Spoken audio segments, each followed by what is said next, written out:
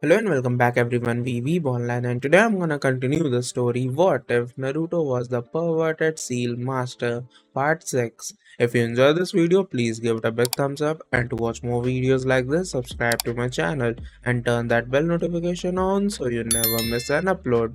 Now wasting no more time, let's begin. Baki stared at the man known as the god of shinobi. What response is there to that man asking why he shouldn't kill you in your charges? Bluster may only provoke him to show it wasn't an empty threat. Invoke the law.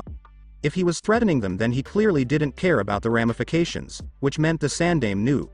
Knew. Not suspected, not had reason to believe, but knew. And Baki knew he was well and truly fucked.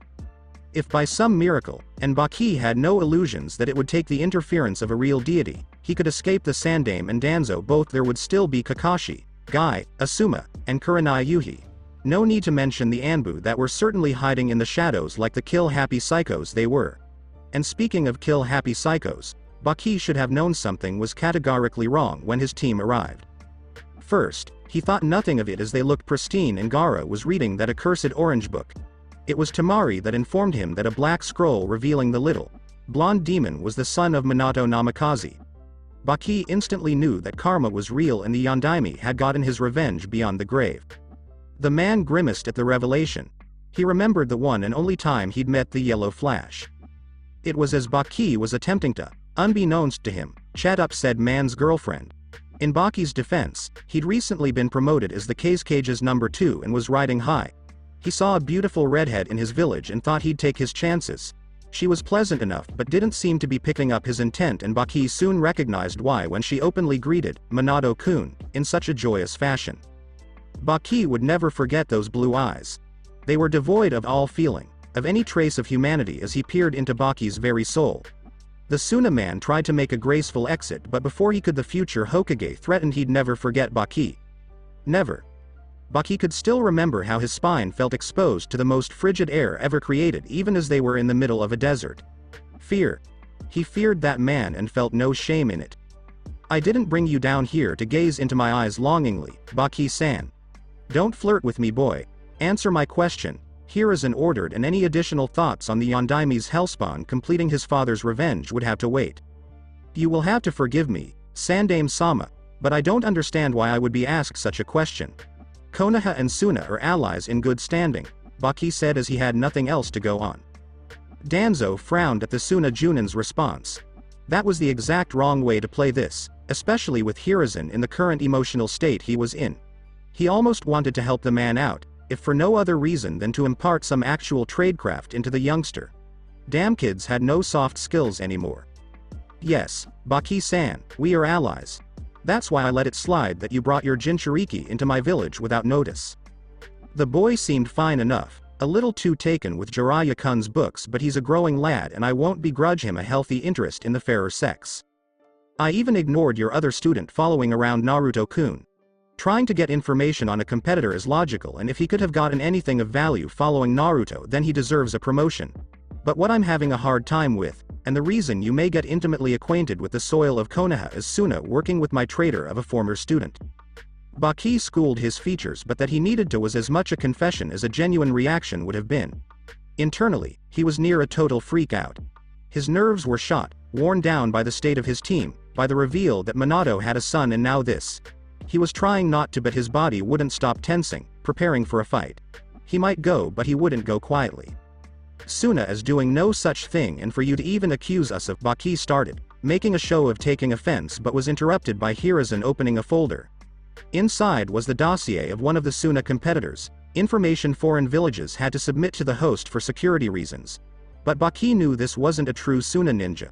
She was an Oto Kunoichi that was given false Suna credentials to hide the alliance between the two villages. I see you recognize her. She, along with 8 other subordinates and Orochimaru, infiltrated the second exam so my student could set up a trap for Naruto-kun. Of the 10 members involved in that little plot, only 2 survived and none escaped. It was effortless getting Kin to talk, Hiruzen mocked. He hadn't spoken to the girl at all. His Anbu had found her tied up just outside the blast zone of Naruto's barrier. She was suffering severe chakra exhaustion, but they were able to stabilize her enough for a Yamanaka to perform a mindwalk. What he learned had only increased Hiruzen's fury. It wasn't hard to put the pieces together, to see the finals of the Chunin exams as a perfect time to stage an attack. It would dishonor Konoha and possibly display Suna's strength. Orochimaru would have gotten to burn things down and possibly, if it were his aim, kill Hiruzen. Even with the mercy he'd shown his student, Orochimaru hated Hiruzen. Your team will continue to participate in the exams, going as far as their talents allow them. Once the second exam is over you will send word to Rasa. He will attend the finals if he wishes to ever see his children again. 2 escorts, Baki. 2, and I wouldn't see this as an opportunity to demonstrate his cleverness. I won't lure my cage into a trap, Baki said firmly, causing Hiruzen's eyes to thin into slits. It seemed the man thought they were undertaking a negotiation. Your letter or your head, I make no comment on which I'd prefer but understand those are the choices before you. Get out of my sight, Hiruzen commanded and Baki obeyed, returning to his team with 2 Anbu as escorts. You need to calm down, Danzo advised. I am calm. Really? Because Baki isn't the only one that thinks you plan to kill Rasa once he arrives, consequences be damned. I trust you put together what their plan was, yes? Hiruzen asked and Danzo looked mildly offended. Of course, I'm not an asshole. Then, should I not want to extract some pain from Suna for daring to betray us? To plot to invade us? None of the Gokage would be so calm about this. I would already have his people mobilized. Aha. Danzo answered, making no secret of his true position on Hiruzen's argument. And if I thought the invasion that clearly isn't going to happen was your motivation I might entertain your argument. It'd be nice to kill a cage before I depart, just a great item on the resume. But you're acting the same way you behaved when Enzo died. The room turned frigid as the Hokage stared at Danzo but the man felt no fear. This needed to be said. You were blinded by rage, Hiruzen. You let your students run wild to claim your revenge. So, if you're sitting here saying it isn't in you to do it then save it. Naruto-kun isn't dead nor is he my S, isn't he? Are you really so unaware? It is only your age and respect for Minato's sacrifice that you claim him as a grandson but I know a father's pride when I see it. Of course I'm proud. Naruto's deficits were directly and indirectly caused by me. He was barely verbal when we first met. He worked hard to overcome them, making the best of what little time I could devote to him. He was and is owed more than I can ever give him and has turned out fantastically. Minato and Kushina deserve to be here to see his growth so any excess of pride you see from me is my feeling so on their behalf. He'll be the future of this village so to correct you, Danzo, if I decide Rasa is to die at some point in the future it would be with the village in mind. Hurting Naruto hurts the village. Now who's being clever? Danzo quipped. Get out, Hiruzen ordered but there was no heat to the words. I will but only because I don't want to have to deal with Tsunade when she finds out her student is laid up. You might end up digging that mass grave anyway. Have fun with that, Danzo said as he departed. It was Hiruzen who now facepalmed thinking of his most volatile student he could only will the headache away. Hiruzen sat in his ceremonial chair as he watched the start of the preliminary round. 5 days had elapsed and he'd been incredibly busy adjusting to Orochimaru's capture as the aged shinobi was not satisfied with using a standard cell. He also saw Naruto off before he was taken into protective custody for the duration of the remaining exams.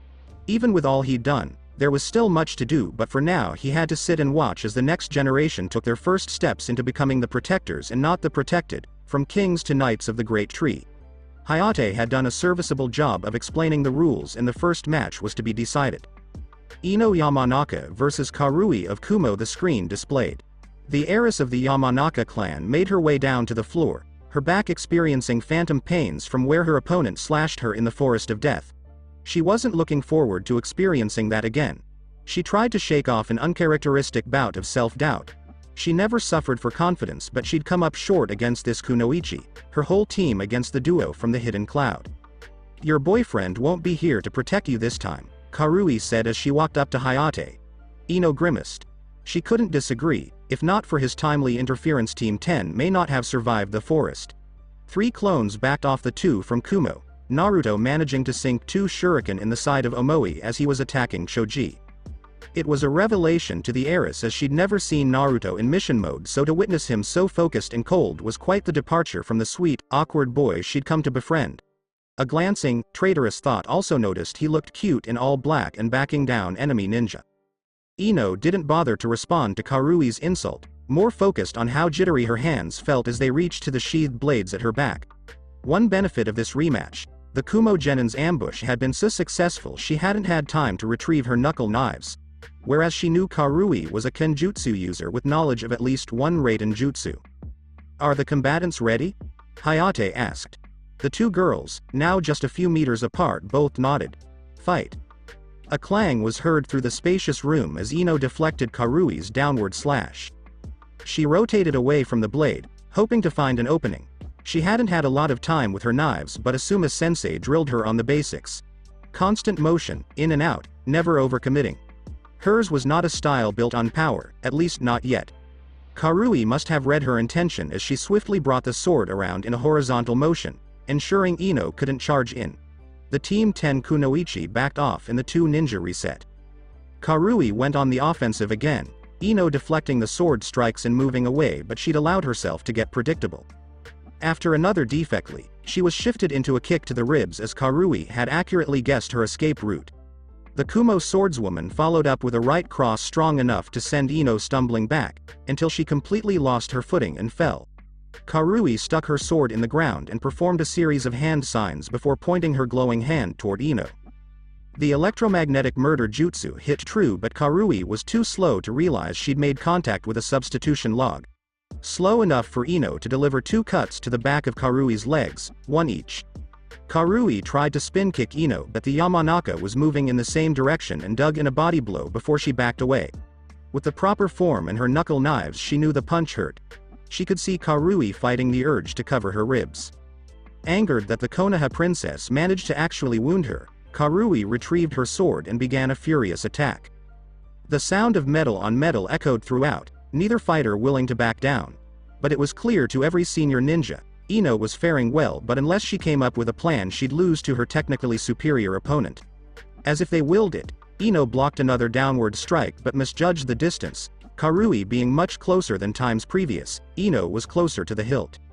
For the first time in their fight, Karui's blade tasted blood. Ino bit her lip in response. It wasn't an incredibly deep cut, but it wasn't shallow either. Her purple attire was staining itself with her life essence. A shoulder wound was limiting and painful. If she didn't end this soon, the blood loss may start to affect her. Sacrificing some of her defensive power, Ino used one of her knives to nick the back of Karui's hand. Ino ducked, feeling the sword leave her body, and hit Karui with a short uppercut that snapped the red-haired Kunoichi's head back. As she circled away, Ino finished her assault with a leg kick to the back of Karui's knee. Knowing her enemy was behind her, Karui deftly performed a backward stab. It hit nothing, but it allowed her to shift away from Ino and get back to her feet. She wouldn't broadcast it, would do her best to never let anyone know, but her legs were feeling more and more numb.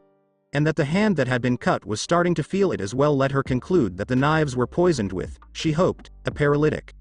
Karui was in an undesirable position. She didn't want to waste chakra. The proctor had explained that 3 of the participants would have to fight twice, and she didn't want to risk depleting herself should she be called again. But she couldn't continue taking damage. She needed to end this and receive treatment. The brash Kunoichi settled on a blitz, a final, all-out assault to make the girl in front of her crumble. She sent chakra to her limbs, hoping the minor enhancement would be enough, and dashed toward Ino. If the previous exchanges had been intense, this felt murderously rabid to Ino. Karui had committed to an onslaught of fast and powerful strikes. Not as technical as she had been, but this was almost worse. Ino was being pushed back, barely defending, but even the defense was taking a toll. She was getting tired, worn down, and would be open for an unguarded attack soon. She had one more ace up her sleeve, but like almost everything else, she hadn't mastered it, so was reluctant to use it. However, the situation demanded she either gamble or concede. She chose to gamble. First, she switched her tactics from deflecting the sword to dodging and evading it. The only reason she could manage it now, instead of when Karui was fresh, was Ino could see her poison had started to work. The attack was frenzied, but Karui was ever so slightly slowing down. Ino used it to get in close, arms pulled toward her chest as she did so. Karui, taken off guard, lashed out with another right cross. It hit Ino square in the jaw, but as it was in motion, she ran her blade along the inside of Karui's forearm. The heiress hit the ground with a thud, and it confused all that Karui didn't follow up. I quit, I need help. The Kumo Kunoichi shouted in mortal terror. Hayate was shocked but called the fight just as Ino got to her feet. "I need a medic, I don't have much time," she screamed, not understanding why no one was coming to her aid, not even Samui. She put pressure on her arm trying to buy her precious moments and was so relieved when a medic appeared beside her and then whisked her off. Another medic doing the same for Ino. Hayate performed a simple water jutsu to clean up the blood as the next two names were selected. Gaara of Suna versus Seiki of Kusagara arrived on the floor, eyes having never left his book. He was getting to a good part and didn't have any interest in fighting some child. Forfeit or die, he warned his fellow genin but tuned the boy out when he didn't hear some version of, "I quit." The sickly proctor called a start to the fight and Gaara felt his sand intercept something. Probably a kunai, he didn't really care. The main character had finally proven his valor and worth to his first love and was going to get to sample her sweet, sweet fruit. "You could at least fight back, coward," the boy yelled. Gaara rolled his eyes in annoyance. He'd warned the fool, hadn't he? All of this was utterly pointless. Gaara willed all of his sand back in his gourd, all but a single grain. It floated peacefully on his index finger until he made a swiping motion toward his opponent. The projectile entered the Kusa genin's brain before he could even consider moving. Gaara was back with his siblings before the body hit the ground. How unyouthful. Gaara heard someone shout. He didn't bother to respond. Age was an illusion that gave false value to life. Fast or slow, death was simply the end of a meaningless existence. The Uzumaki showed him that, had given Gaara the gift of nothingness. Gaara longed to repay the Uzumaki by ending his life. After another pause to clean the arena floor, two more names were displayed. Kiba Inuzuka versus Sakura Haruno. "Yay, finals, here I come," Kiba exclaimed as he dashed downstairs, eager to get this over with. While offended, Sakura understood why Kiba was so confident, as the academy version of her would be a total gimme fight for the Inuzuka. Even before her time in the Forest of Death she would have assumed she was overmatched. The pink-haired Kunoichi had such a low opinion of her abilities because she was continually comparing herself to her team in her disastrous missions. It wasn't until she faced off with normal genin did the Haruno realize she wasn't as weak as she thought she was. Sasuke was a genius and obsessed with training to reach his goal of killing a certain person. She didn't have his drive, certainly hadn't had it at the tender age of 8. Kakashi was the Konoha Junin, and while he could come off lazy, she'd seen what he could do when he turned it on, so of course she couldn't compare herself to him. And Naruto, well, she didn't really understand Naruto even after having trained with him for months. Having Kakashi-sensei inform Sasuke-kun and her that Naruto survived his face-off with Orochimaru, though the pride in Kakashi's eye led her to believe he did a little more than survive the encounter, made her conclude that Naruto was just different. She wasn't weak, just weaker than the trio of monsters she'd been teamed with, and felt no shame in it. It was simply a goal to reach, she'd close the gap by hook or by crook. It was why she understood Kiba's confidence, but she still planned to kick his ass. Both fighters got in their stances, Sakura making sure to stay light on her feet and waited. "Fight," Hayate yelled, and Kiba dashed toward Sakura, a feral swing aiming to knock her out in one blow. He was fast, faster than the Team 7 Kunoichi, but not fast enough to completely overwhelm her. Sakura timed the strike, as she slid back just out of range while grabbing Kiba's wrist and pulling him forward. Out of position and defenseless, Sakura slugged him with an overhand right, landing on the Inuzuka's jaw. On instinct, Kiba spun through the blow and kicked Sakura in the gut, forcing her off her feet as he rolled away. Kiba tried to fix the swimming feeling in his head by shaking it repeatedly. The fangirl was much stronger than he'd expected, and while rash, he wasn't stupid. He couldn't treat her like a scrub. Finally clear, Kiba rushed at Sakura again, but this time with a plan. As he entered striking range, he circled to her left and sidekicked Sakura on her hip. Stunned from the quick change of direction and power of the blow, Sakura absorbed a follow-up kick as Kiba's shin met her neck. The pinkette was in a world of pain and couldn't think, forcing her to act solely on instinct. This surprised Kiba, as he expected her to either curl up from his attacks or try to create distance, which was why he was attempting to close the distance before she could retreat. Sakura opted to get closer and throw a pair of short uppercuts. The first was off the mark, it landed but under the jawbone near Kiba's left ear. The second one was right on, landing under his chin. Once again Kiba was startled and dazed by Sakura's power, but sobered up immediately when he felt her clinch the back of his head. Clinching was something Hinata did, so he knew how bad the position could be and how to get out of it. He dropped low, dug his shoulder into her stomach as he grabbed her legs and took her down, mounting her in one smooth motion. "Ah, fuck." Kiba yelled, denied the chance to enjoy his advantage. Not thinking, he went to reach for the kunai stabbed into his leg, not paying attention to Sakura at all. For his momentary lapse, he was awarded a meeting of his head to the floor as Sakura reached up and pulled him down. The thud could be heard by all in attendance. Sakura pushed Kiba off her and returned to her feet, gearing up to kick the potentially concussed boy in the head to end this, but Sakura had her own oversight to pay for. "Oh off," she gasped as Akamaru dove into the girl, his head buried in her gut with enough force to lift her off her feet. The little dog barked in warning. "Good job, buddy," Kiba complimented. He'd torn off part of his sleeve to wrap his leg with, having removed the kunai. It hurt to put pressure on his leg and he'd be noticeably slower because of it, but he was still confident he could win. "Come here, Akamaru. Let's show her why she shouldn't mess with us." Sakura witnessed Kiba give Akamaru a pill, then the appearance of a cloud of smoke before it revealed a perfect replica of Kiba. The two got on all fours, chakra briefly surrounding their bodies. She didn't know why but performed a substitution jutsu, narrowly avoiding the Suga. She didn't have time for a repeat, so while attempting to dodge the second passing Fang, Sakura felt her exposed side get shredded. She suffocated a scream as she held her side. Taking stock of her situation, she was outnumbered by a physically superior force, one at her front and the other at her back. She was injured, bleeding, and her mobility was hampered. It wasn't good. The smart play would have been to forfeit, as she'd done more than anyone expected of her. But she couldn't bring herself to do so. Utilizing her intellect, she formed a plan.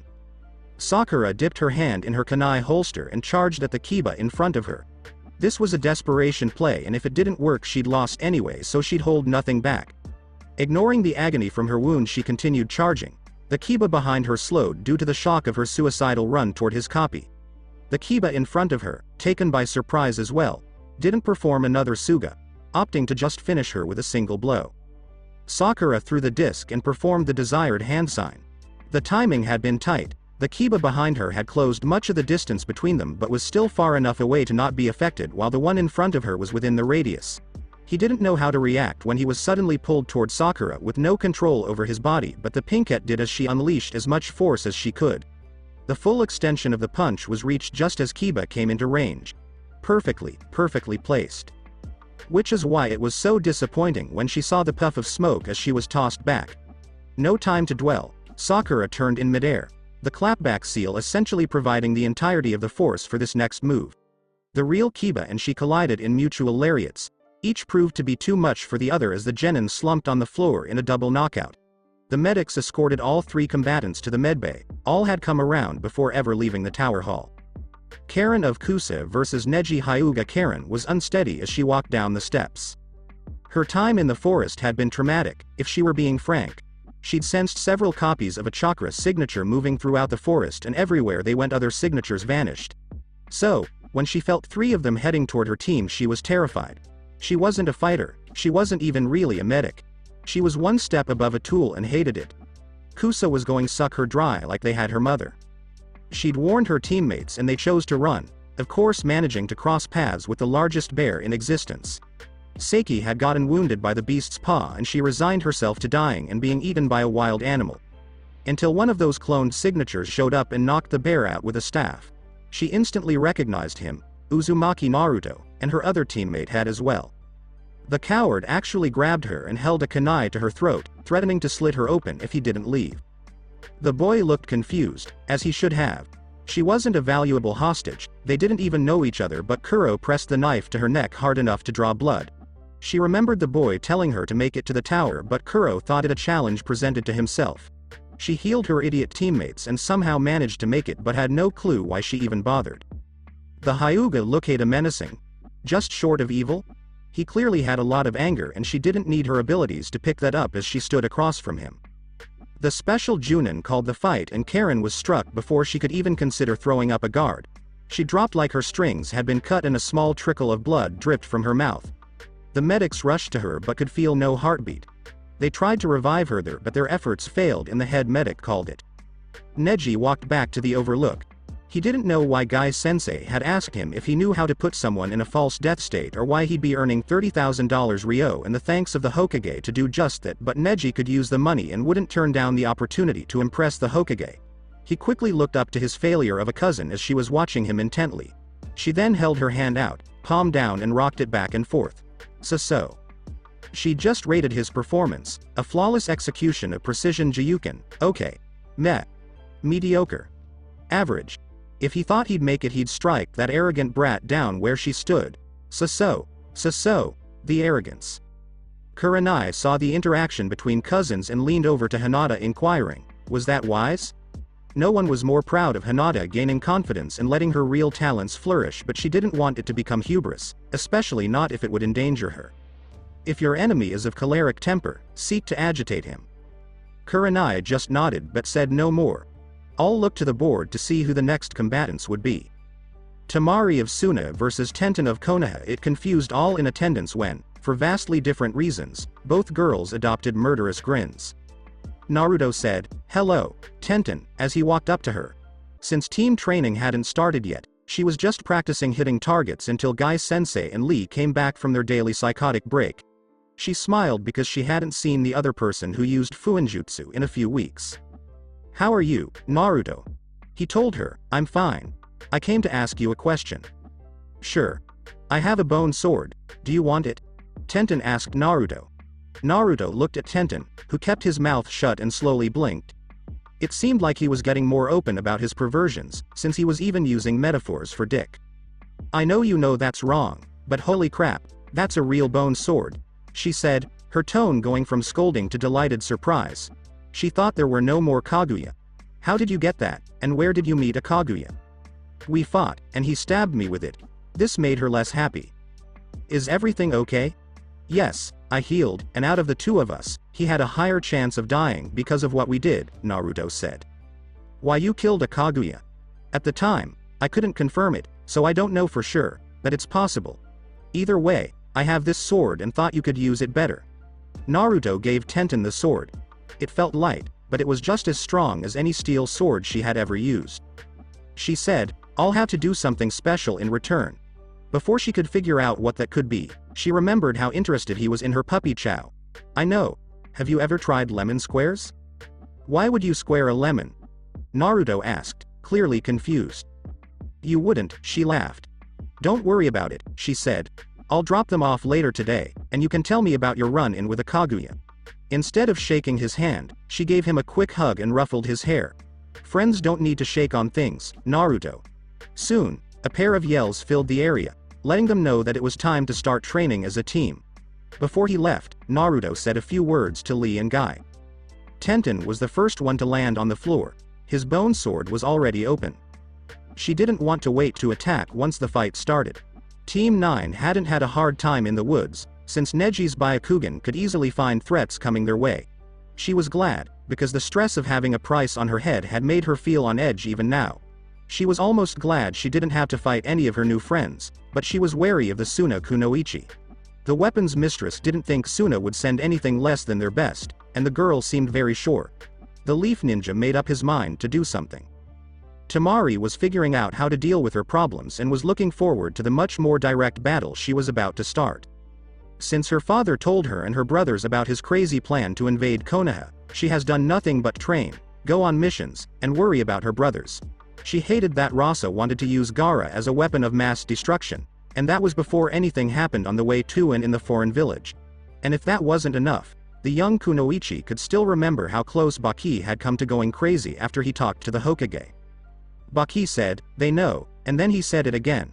His body was shaking in the way it does when a fear is so strong that the mind can't understand it. This is the kind of fear that ninjas train to get rid of.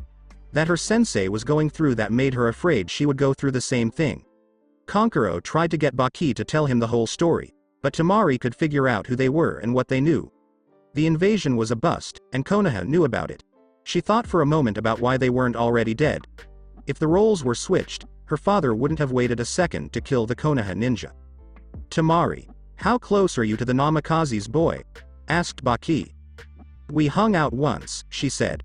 Why would he ask that at this time? Did Baki think it would help them if he tried to kill Naruto? If that's the case, he's really gone crazy. The Hokage is close to the boy. I don't think he meant to tell you that, but he did. Our survival might depend on you getting close to him, but it's not without risks. Tamari didn't bother to say that she wasn't a whore or a concubine and that seduction missions were beneath her. Even though Baki knew it, he had lost his mind. She thought, yes, I'm sure the Hokage wouldn't like it if we tried to control someone he cares about, but she frowned when Baki shook his head. Her conclusion seemed to make sense, so what did she miss? Orochimaru did that scroll and the fake bounties, Baki said, his voice cracking despite his attempts to calm himself down. He brought 9 other ninja with him and used the Namikaze's son as bait, Baki said, taking a breath. All 3 of his students were now paying attention. According to the Sandaime, Naruto killed 8 of the 9 and captured Orochimaru by himself. Based on everything else that boy has done, he's clearly ruthless. He's probably been training in secret since he could stand up. If he thinks you're playing him, you may not be around to face the Sandaime's wrath. Tamari couldn't help but laugh, even though it wasn't like her, wasn't nice to her boss, and wasn't fair to her training. Their temporary room was full of deep belly laughs, and the sound echoed off the stone walls. What should she have done? Was the boy she ate lemon squares with and watched a Princess Gale movie with while they talked a heartless murderer? It didn't make sense. As soon as she calmed down, her more logical thoughts took over. It was true that she liked him. He was cute and had a way with women, which was clear if that Haku girl, who wasn't very pretty, would let him play with her.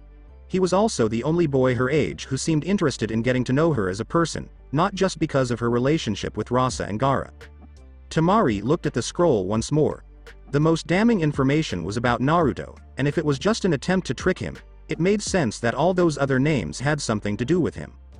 2 of the girls were heiresses. She thought back to the first time they talked. Even if the ninja were stronger than she thought at first, the girls were too weak-willed to stop him from being a playboy. It was obvious what would happen. Once she showed him what a real kunoichi looked like, he'd forget about those other girls. She might even get away with more than her life. When Tamari got to the other side of Tenten, she looked at her first problem. She knew the name of the person who made the lemon squares she liked to eat at the movies. She would try not to hurt her too much because a good baker was a valuable thing. Hayate said, "Fight," and Tenten went on the attack with a quick series of thrusts that caught Tamari off guard. The kunoichi from Team 9 worked hard and didn't give her Suna opponent any time to use her fan. Even though the attacks were quick and well planned, they weren't enough to defeat Tamari. Instead, they left her with no room to open her fan, so she had to use it as a club instead. Tenten's quick sword attack went up against Tamari's powerful swings of his war fan, and neither side was able to get the upper hand. When the 2 weapons hit each other, there was a loud clang, and the force knocked them out of each kunoichi's hands. The weapons went to either side of the arena, leaving the 2 young women unarmed. As the student of Maida Guy, Tenten flowed into a sidekick that hit Tamari right in the stomach.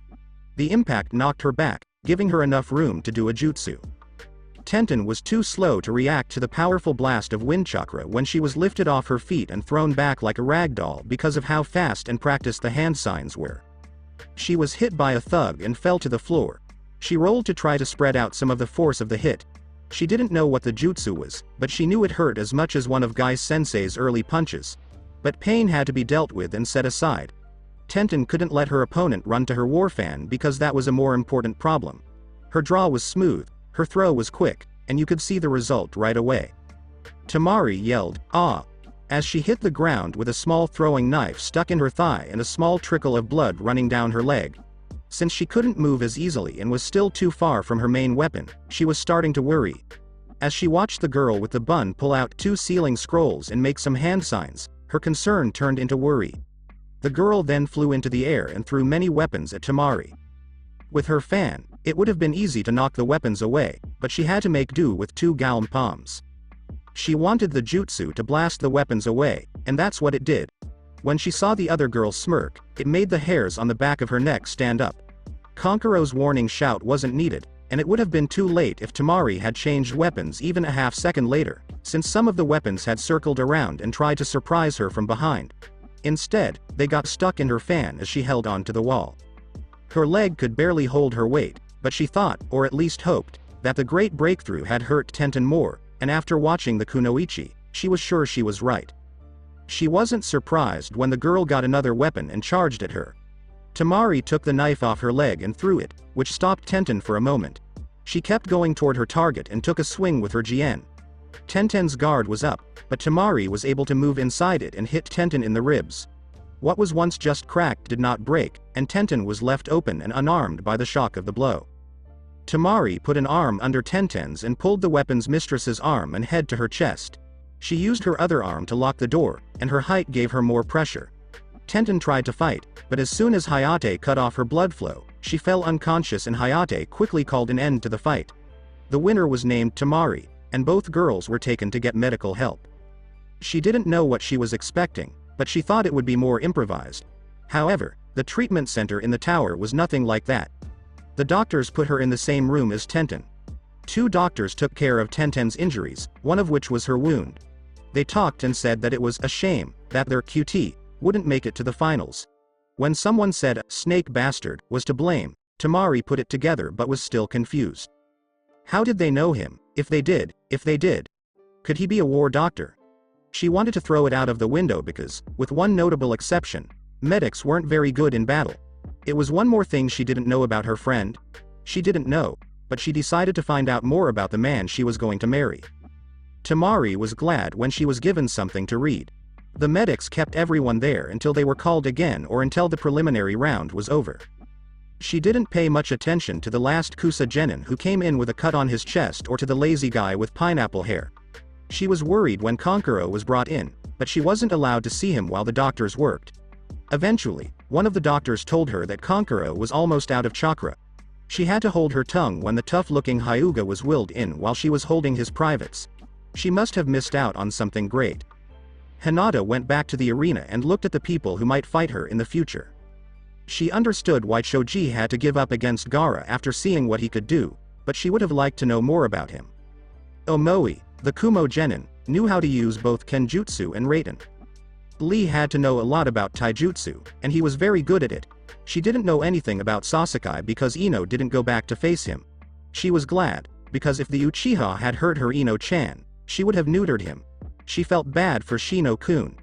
It had been a good fight, but he had been poisoned and died before he could finish off the puppeteer. Both of them had been knocked out. When her name was finally called, it was to testify against her cousin. He was already mad at her, but she didn't care about his ranting. She used to think she knew why Neji hated her, but she was wrong. Not only was she from the main branch, but she was also weak and ineffective and had a higher status than her skills deserved, even though she wanted to break the curse seal. She was okay with that, and she would never judge Neji because of it. But the better she got, the more he disliked her. No matter what she did to try and make friends with him, he was only hostile. Tenten says that he would talk badly about Naruto-kun. He must not have heard that people don't do that. So, even though she loved her cousin and understood his anger as much as she could, she would have to hurt him a little.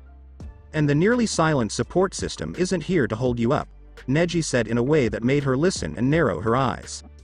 She thought, okay, I'm going to hurt him a little more than a little. But he knew that physical pain wouldn't hurt him much.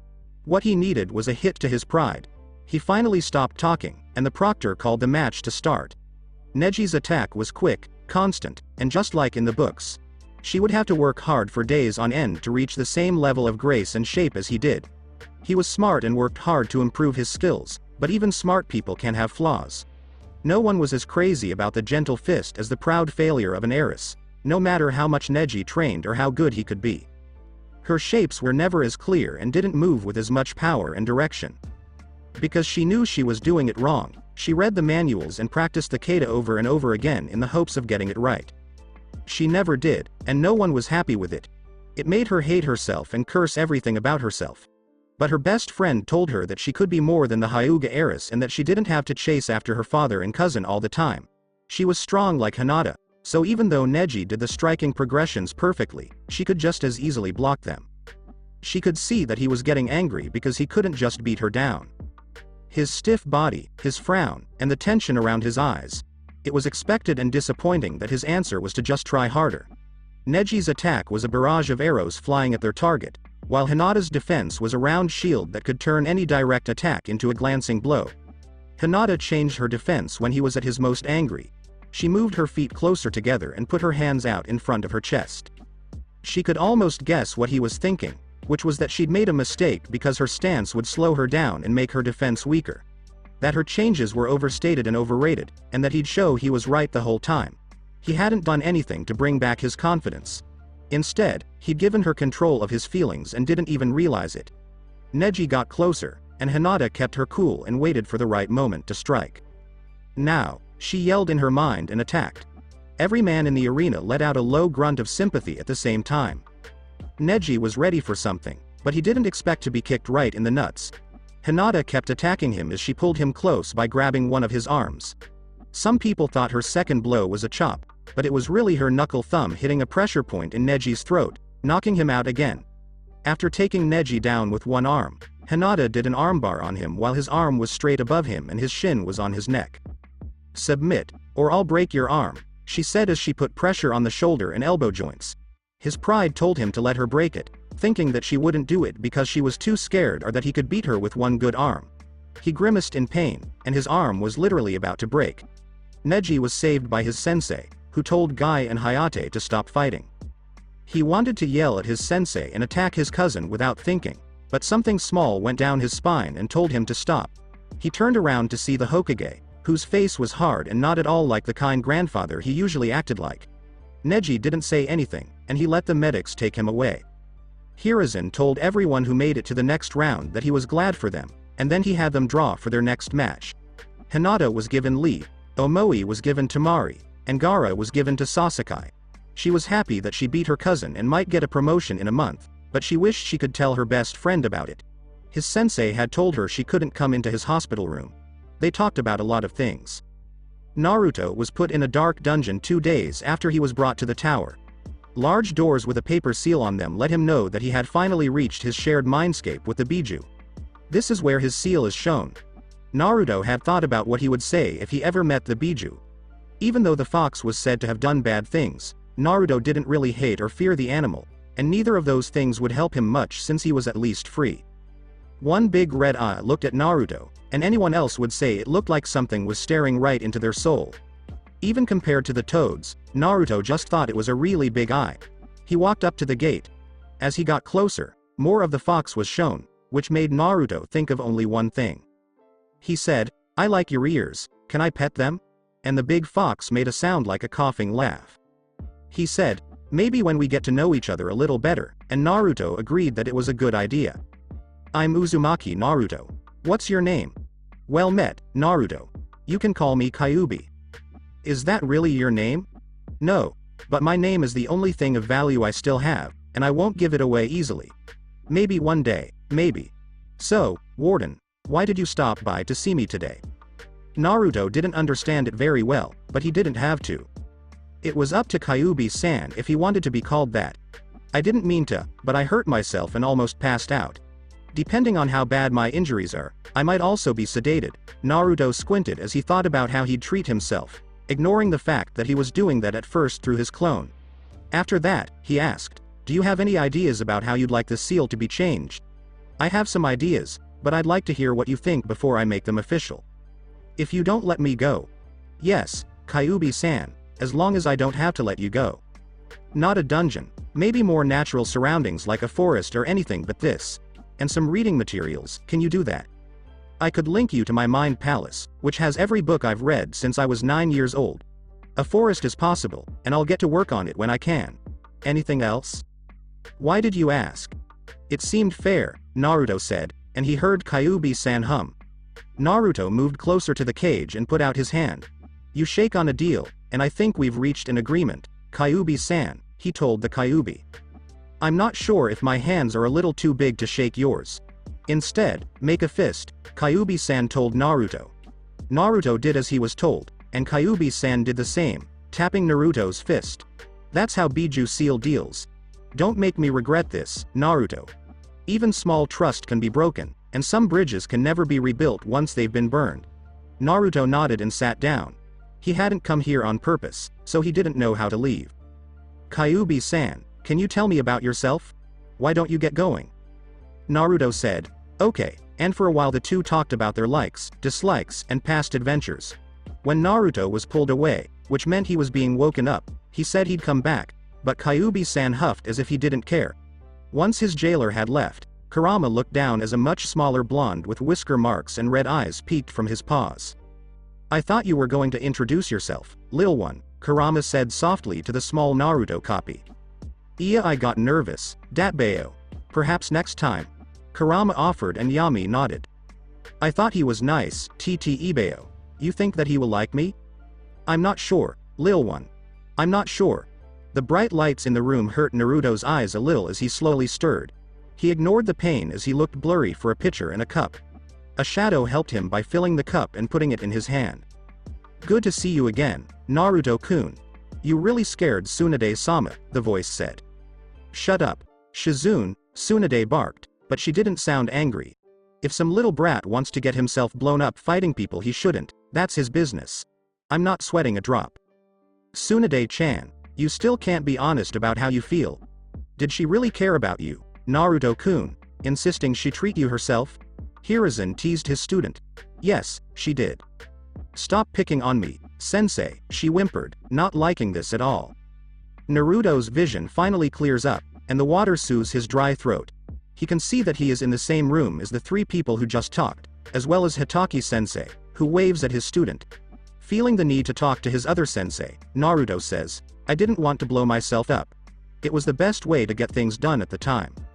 Tsunade wanted to slap everyone with a smug look on their face, but she remembered who she was talking to. I know you didn't want that, Naruto, but you're not even close to Orochimaru's level, so facing him alone would have put you in danger just to stay alive. Naruto agreed. He had gone after Anko fully expecting to die, and he knew he would get severely hurt, but he thought he should keep that to himself for now. Tsunade-sensei was one of the people he didn't understand very well.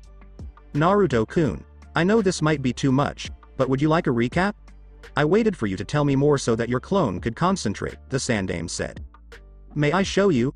The Sandame said it was okay for everyone in the room to know, Naruto said. He quickly linked all of their projection seals together and played back his time in the Forest of Death, keeping the clones' actions separate. While they watched, three Anbu were having a private meeting about the Uzumaki. Yugo, Tenzo, the commander said, and the two agents knew he was serious because he used their real names. They were in a secure room in the exam tower, where they were supposed to get final orders before Naruto's month-long protection detail began, but Dragon had other plans. Uzumaki Naruto must be an Anbu operative, he said. Commander, Yugo started, but her boss stopped her by putting her hand up. I know. Sandame-sama thinks he wouldn't do well with us. I disagree. Not only would he get something out of it, but so would we.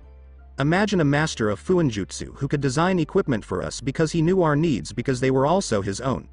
A high-class doctor who knows how hard our missions are and could offer preventive care or any number of other things. Uzumaki Naruto could give Anbu a new lease on life, and we need some new ideas so that things don't get stale. In exchange, he would get some of the best training in both physical and tactical skills in the whole shinobi system. He would also be out of sight for a while, which would make it easier to kill Orochimaru. And a Hokage would finally come through our ranks. That all sounds good, and I've made similar points to Sandame-sama, but he's almost violently against Naruto-kun becoming one of us, and I don't know how you plan to get around that, Yugo said. Simple. I want you both and your teams to convince him to join us. I want the next month to be so exciting that he'll want to be an Anbu more than anything else. If he asks Sandame-sama for something, Sandame-sama might be more willing to do it. Commander, how can we sell him without looking like we are trying too hard? Tenzo asked. He liked Naruto and wouldn't mind if he joined their group, but he didn't want to turn to ash trying to make it happen. I've made plans for him to stay at Anbu HQ for the next month, and Tsunade will start his surgical rotation in our own medical facilities. Even if you train him a little and show him around, he won't see anything that a new recruit wouldn't be able to see. I also know for sure that he doesn't get along well with his teammates, so we can show him how tight-knit and fun Anbu teams are. I don't disagree with anything you said, Commander, but Sandame-sama won't be so easy to convince, not even by Naruto-kun. Maybe we'll have to give up on him. Seeing one of his best agents falter, Dragon knew he had to use his secret weapon.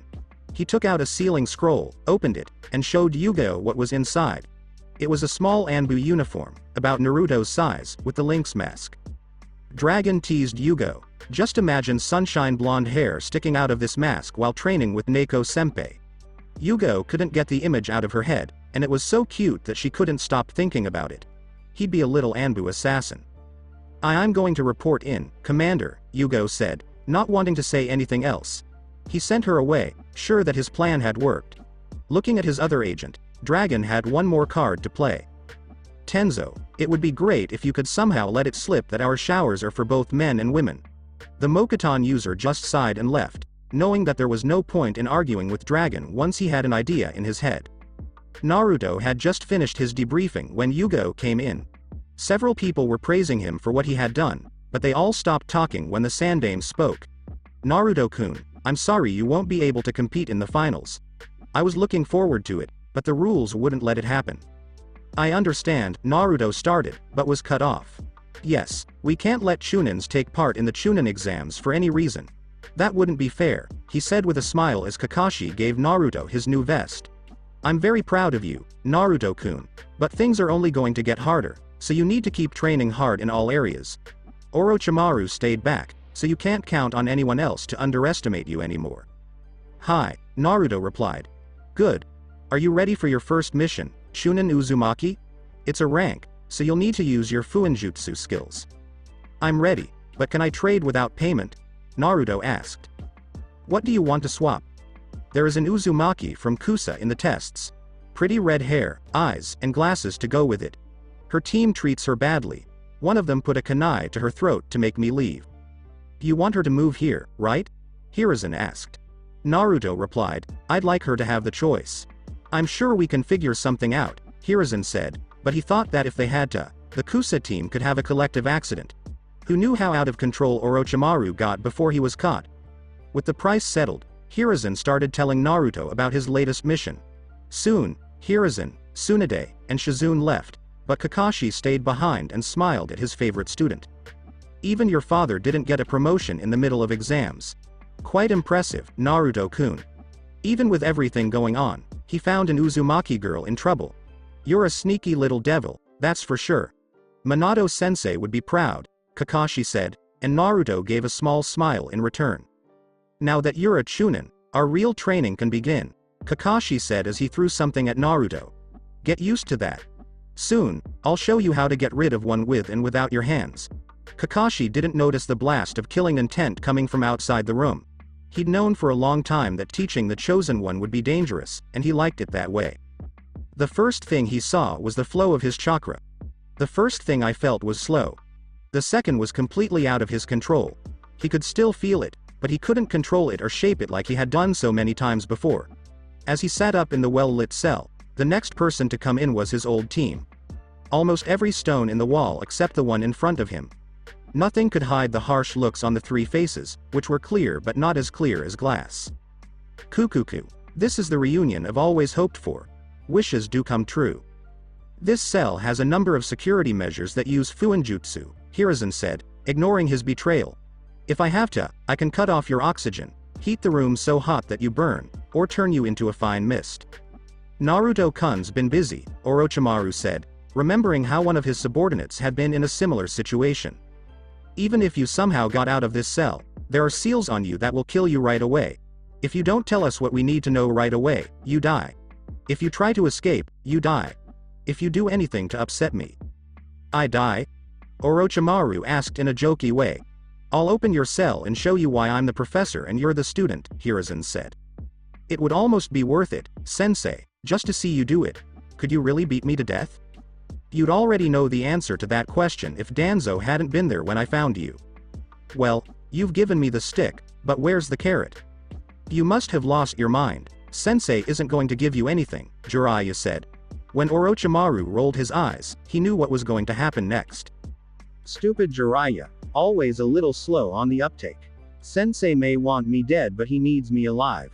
Especially if you want the information I have about the Akatsuki. And sure, he could have me tortured but he has to know I can survive anything he'd do to me, or in the case of Anko-chan, piss her off so much she goes too far. I'll die just to spite you and then you'll get nothing. You have a little bit of leeway, but don't push it. My list is short and shouldn't be hard to get. Number 1 is a library. If I have to stay in this cage, I need something to keep my mind busy so I don't go crazy. Done. What else? Oh, just get to Naruto-kun, Orochimaru said, and he quickly felt the burn in his lungs that comes with suffocating. He didn't give up though. Instead, he stared at his sensei and dared him to go to the edge. As time went on, he could tell that his vision was getting worse, but he still smiled. Soon, the game of chicken would be over, and he would be able to breathe again. Jiraiya asked, "What do you hope to get out of talking to him? He's not like you. He's not twisted or mean. Isn't like me? He's more like me than any of you could ever hope to understand. And whatever you think of me, at least I'd have protected him from what Sensei is doing to him, which is what he did to me. What have I done for you besides help you? Support. Even now, you don't get it. It wasn't enough for you to have someone who could kill the wolves. You needed me to see myself as a protector of sheep, one of you. Before your ideology twisted me, you made me believe I was something else. And because I lied to myself, I got to watch my students die in an Iwa ambush. The only family of my friend died in front of me. If I hadn't been tainted, Nawaki's death wouldn't have been my fault, and I wouldn't have cared. You tainted me, and when the inevitable happened and I became a monster from your point of view, you put the blame squarely on my shoulders, just like you're doing to Naruto-kun. You'll corrupt him too, even if he has a gift more pure than mine or greater than his father's. It's not enough for you that we're effective or powerful. It doesn't matter unless we have the will of fire in our hearts. But he'll lose someone he can't afford to lose, and it'll break him. That void will be filled with a wrath you can't imagine, and it'll be your fault, Sensei. Hiruzen just looked at his fallen student, and it was hard to tell what he was feeling. He didn't know if Orochimaru was trying to trick him, if this was just an excuse, or if he really thought he'd been corrupted by a belief that was supposed to help, comfort, and give him a reason to live. Hiruzen accepted that he would never know, and that made him feel bad. He never really got his student, and that wasn't an excuse, but it was another failure. But those words would never change how he felt about Naruto-kun. He was sure he knew who his grandson was. Jiraiya told Tsunade, who was no longer angry but sad, "You're crazy." When Nawaki died, she yelled and screamed and said that Orochimaru was to blame because he wasn't there. She said she was sorry, but the damage was done, and she left the village soon after, so she couldn't do anything else. Am I? Tell me, Jiraiya, why isn't Minato still alive? The Kyuubi killed him. Oh, I thought the Reaper Death Seal did that. But it's not the only way to seal a Biju, and it's not even the strongest. He could have chosen another way to seal it and lived. He chose to die. Why do you think that is? Shut up. If you say anything bad about Minato, I'll kill you, no matter how valuable you are. I'm not insulting Minato, the exact opposite really. He was gifted with a greater degree of self-awareness than I was at his age. He saw his wife about to die and knew he didn't just have to protect the village from the Kyuubi but from himself. He really thought it was safer to leave his only son an orphan, knowing there was someone after the Kyuubi he just sealed inside of Naruto-kun than a world where he existed but Kushina did not. You're wrong. Whatever Minato did, he thought it was for the best. He wouldn't have left Naruto alone if there had been another way, Jiraiya said in a loud voice, with his fist clenched and his knuckles white. Sure, no problem. Are we finished now? Tsunade gave Jiraiya a pat on the shoulder and said, "Come on, Jiraiya. This is what he wants, so don't fight." He gave a nod and sat back. No, you won't be able to talk to Naruto-kun. That's too bad, because I'll only tell him what I know. Hiruzen asked, "How far do you think you can push me?" You're wrong to think that's the goal.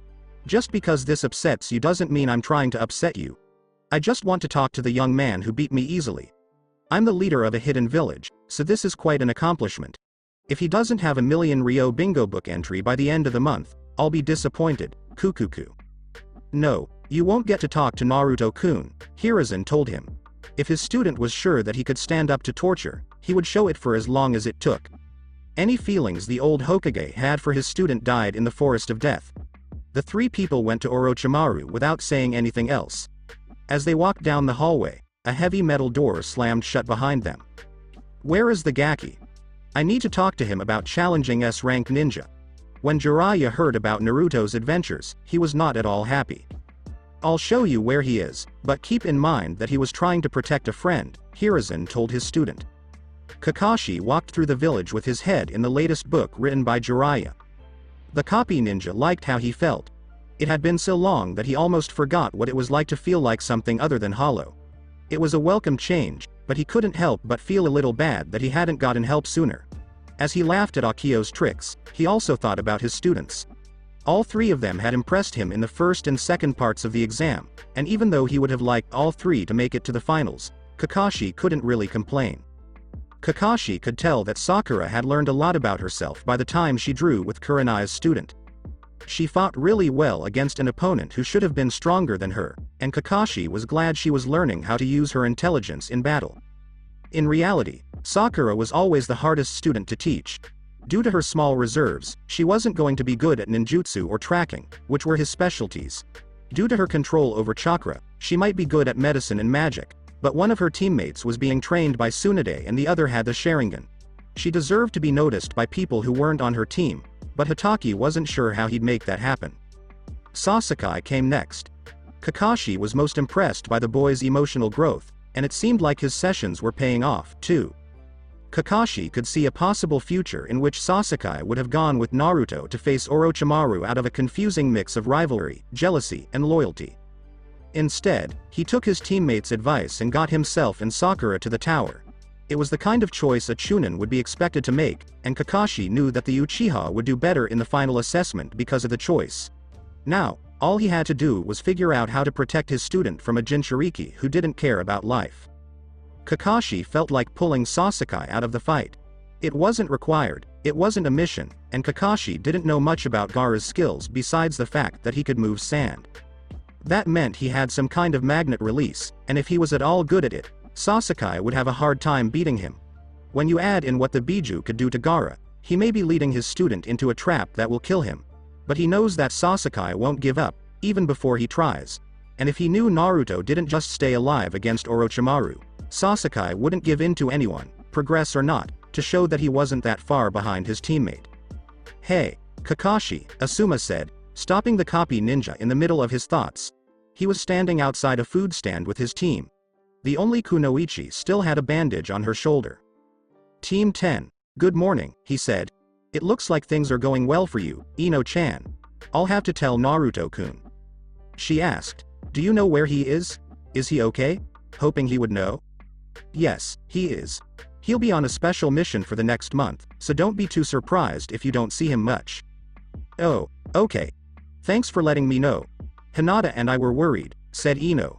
Kakashi was almost laughing. Even though Ino was scared, he was sure that the honey badger with the Byakugan would have killed him if she had been able to. He thought about those dead lavender eyes when he told her she couldn't see Naruto. He could tell when someone was getting to know him, and she was. Kakashi said, "Of course," and he smiled at her with his eyes. As he walked away, he said, "Well, I guess I should go. I don't want to keep Sasuke waiting too long." Even though he would get to Sasuke eventually, he had to make one more stop before he could start training the Uchiha. He could barely hear Ino say that she had to go quickly as well. It didn't take long to get to the aviary, where two of the visiting Junin sensei were sending messenger pigeons to their own villages, just as he had predicted. He didn't feel as sure about letting people say that Naruto was Minato sensei's son, but the only way to stop them was for him to kill a lot of people. Kakashi didn't have a problem with that in and of itself, but he was too smart to ignore the fact that it would be a declaration of war by Konoha. Since war is bad, the news would spread all over the country. "Good morning, everyone," he said, but the blonde Kumo Kunoichi just turned to him and didn't say anything. On the other hand, Baki got nervous. "Good," thought Kakashi. Oh, he was aware of Baki. Minato sensei said that the man had the nerve to try to pick up Kushina-sama in front of him. Minato sensei didn't kill him because he didn't want to start a war with another country. Kakashi's Chidori hand itched because of the man. "Hitaki-san," Baki said gruffly. "I hope you both are having a good time in our beautiful village," Kakashi said next. "It's cool," said Samui. She seemed to be a smart woman with a lot to say. That would be good for Kakashi. If she was down, twice at night and once in the morning. "Such luxury makes a ninja soft," replied Baki, and Kakashi gave him an eye smile. Kakashi thought that the man thought he would be safe until the end of the Chunin exams. "I don't know, Baki-san. Our forests are lush, but you could get lost for days or even years in that sea of trees. And who knows what lurks there? A sand rat could get lost and never be found." The three of them fell silent, and Kakashi was glad Baki didn't ask if he was threatening him, even though he was. He was here on business, so he couldn't mess around with the Suna Junin for too long. Now, You two know some information that you shouldn't and are no doubt sending back to your villages. Hokage-sama has decided to allow it. But, and this is especially salient for you Samui-san, should either party ever act on said information in a deleterious manner, Hokage-sama wanted to let you know he won't be nice like he was with Kushina nor demonstrate the understanding he showed with Hinata. Kakashi didn't wait for their reactions, didn't really care. He had said what he needed to say and left with a shunshin. "You're late," was the first thing he heard when he got to where the team trained.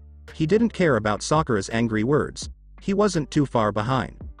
Sasuke asked Kakashi, "What's your excuse this time?" "Two cantaloupes that were too round for their own good distracted me." As Ino walked into the training area, where many Hyuga members were waiting, she kept her cool. Hiyashi, Hinata, and the rest of Team 8 were standing in the middle of the room, and it didn't look like they had started yet. She moved to the side to get out of the way, but Hinata could see her. Even if the Yamanaka had guessed why Hinata wanted her there, she hadn't expected a family gathering. "Today," Hiyashi said with authority, "we honor my oldest daughter and clan heiress for making it to the final round of her first Chunin exams." There was some polite clapping, but it didn't last long. "The only way to do it right is for me to admit I was wrong. When you were younger, I pushed you hard because I thought it was the only right way. When you told me you wanted to be a Hyuga your way, I thought you were just trying to avoid tradition." Hiyashi walked over to his daughter and put his hands on her shoulders. He said, "I was wrong. I'm glad I was wrong, but I'm sorry you had to show me that." Then he let go and started talking to everyone else in the room again. "Hers is just one possible future path for the Hyuga, and I think it's the first of many changes. I ask you all to help her, push her, and be open, because she's just starting a long journey that will help the clan if we let her." Kurenai Yuhi-san, Hinata's Junin sensei, will be her main trainer for the next month. As the person most responsible for Hinata's growth, I won't get in the way, but if you need anything from the clan, it will be given to you. Kurenai nodded. "If there isn't anything else, you're out." Ino waited patiently while other members congratulated Hinata or gave her other kinds of help. When everyone else had left and it was just her and Team 8, she walked up to the Lady of the Hour with a big smile. Who knew that a well-timed kick in the nuts could bring in so much money? Ino made a joke. Hinata giggled. "I think Neji will hate me for the rest of his life," she said. "He'll get over it," was how Ino put it. She didn't know much about the older boy, but she heard that he was a genius and that he was almost rude to people he thought were below him. That was enough, really. "So, what can I do for you? I'll be better in a few days, but I'm not sure how much help I'd be." Hinata told Ino, as she gave her a mission scroll, "I was going to ask you to help me, but in a more official way. I was hoping you could help me gather some information," he said. Ino thought about the offer. It was the best way for her to help, since she had trained hard but still wasn't as good at fighting as Hinata. Also, she could see it as a way to train herself. She didn't think that sneaking up on Junin would be easy, so the heiress gave her answer with a smile. "Of course," replied Ino. Asuma-sensei had already said that they wouldn't have any missions during the month, so she had time to herself and could spend the money on new threads for the next season. Hinata's face turned sour as Ino said, "Oh, I saw Kakashi-sensei right before I came here." "Any word on Naruto-kun?" Ino nodded. "He said he would be on special duty for the next month, so we shouldn't see him much, but he was fine otherwise," she said. "That's good, and I'm sure Naruto-kun will talk to us as soon as he can." "Hey, Hinata, we're wasting time," yelled Kiba. Hinata looked at her teammate with a look of mischief in her eyes. She said, "I didn't know you were so eager to lose to another girl so soon, Kiba-kun."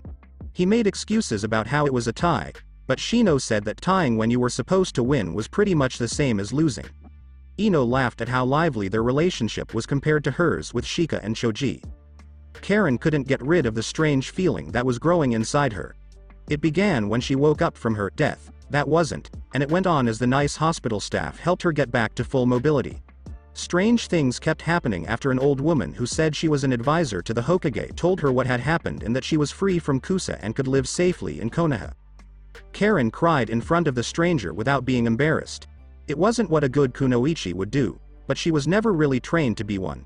She was just something to be passed around and kept alive long enough to be bred. Then, like her mother, she died. She hated Kusa and everyone who lived in that cursed village.